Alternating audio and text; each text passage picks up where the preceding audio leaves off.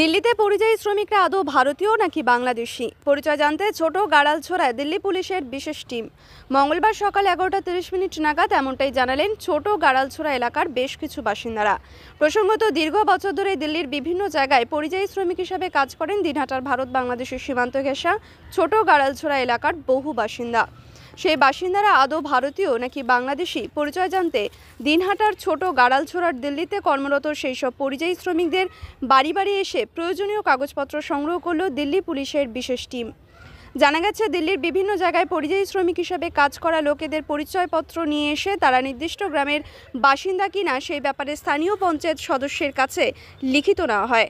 গত 3 দিন ধরে দিল্লি পুলিশের বিশেষ টিমের 4 জন সদস্য দুটি ভাগে বিভক্ত হয়ে দিনহাটার নাজিরহাট 2 নং গ্রাম পঞ্চায়েতের ছোট গাড়ালছড়া, দিঘলটারি, মধ্য দিঘলটারি সহ ভারত বাংলাদেশ সীমান্ত লাগোয়া গ্রামগুলোতে পরিযায়ী শ্রমিকদের বাড়ি বাড়ি গিয়ে প্রয়োজনীয় কাগজপত্র সংগ্রহ করে।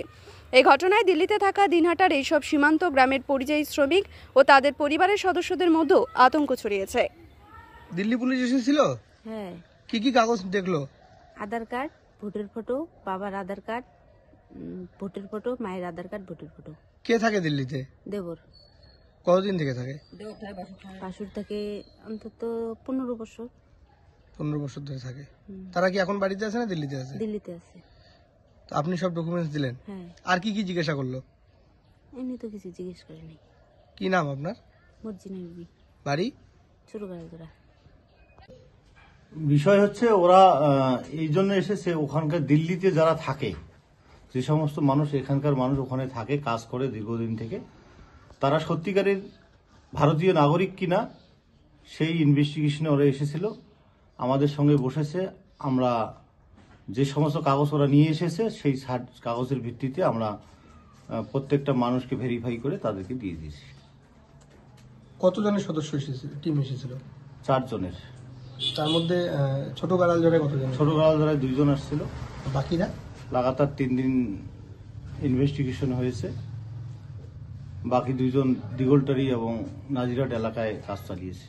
আপনার এলাকার তো বেশিরভাগ জনগণের মাইগ্রেন্ট ওয়ার্কার, তো কতজনের বাড়ি গেল তারা? এ যাবৎ প্রায় 150 জনের বাড়িতে গেছে।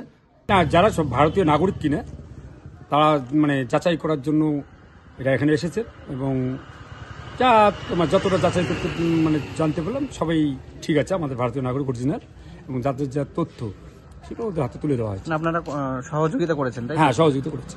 কি নাম? আমার নাম মদন মোহন বর্মন। কত দিয়েছে? আমি নাজিরহাট 2 নং গ্রাম পঞ্চায়েতের অঞ্চল কমিটির সভাপতি।